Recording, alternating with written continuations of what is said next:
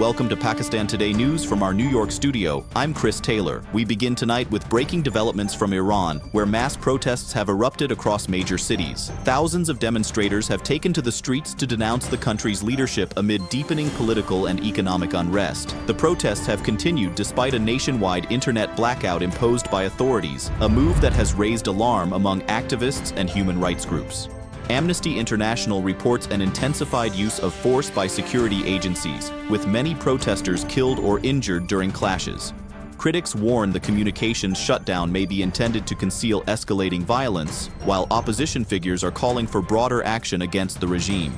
Iran's leadership, meanwhile, has blamed foreign forces for instigating the unrest and says it will act to preserve national order.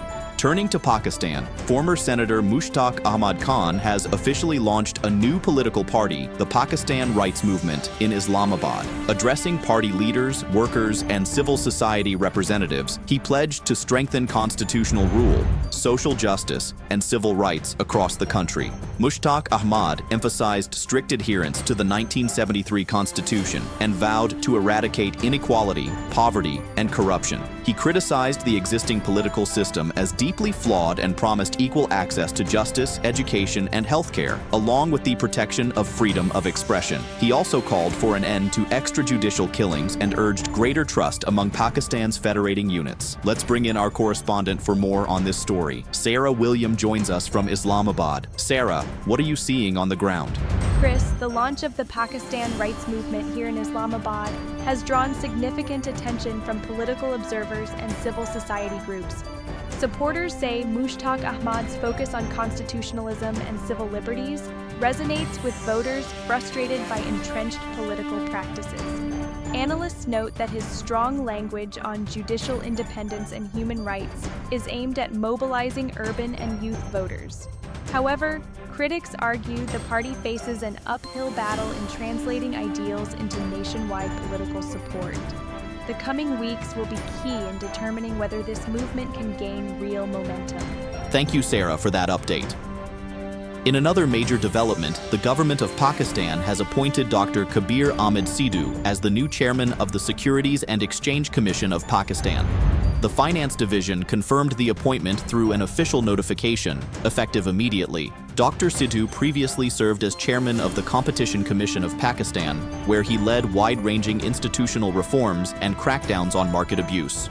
With more than 2 decades of experience in law and financial regulation and academic credentials, including a PhD from the University of Manchester, officials say his leadership is expected to strengthen oversight of Pakistan's financial markets. Meanwhile, the Privatization Commission Board in Islamabad has taken key decisions affecting several state-owned assets. The board has halted the negotiated sale of a 51% stake in House Building Finance Company Limited after receiving only one low bid, recommending the process be restarted with a new financial advisor.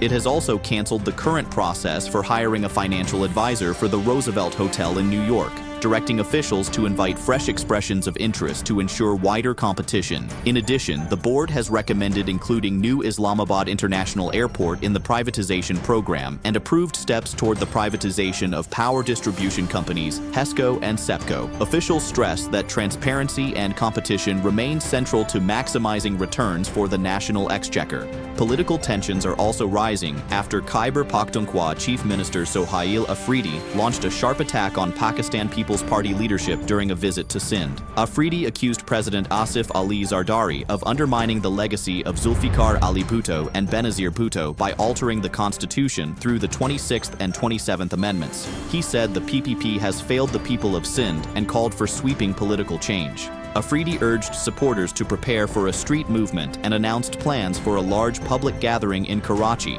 despite restrictions.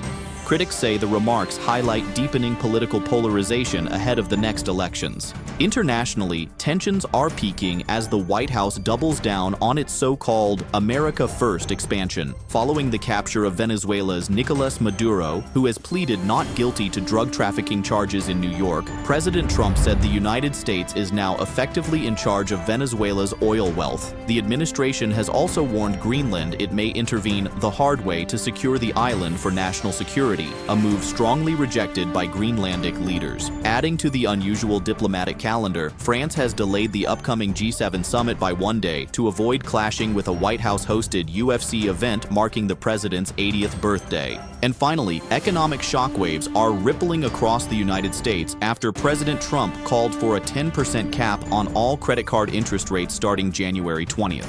The White House describes the one-year measure as an affordability push to protect consumers, while critics warn it could restrict access to credit. At the same time, a heated debate is unfolding in Silicon Valley over California's proposed billionaire tax. While some executives say they will stay, reports suggest others are considering relocating to states like Texas and Florida, raising concerns over a potential exodus of wealth and talent. That's all for now. You're watching Pakistan Today News. I'm Chris Taylor.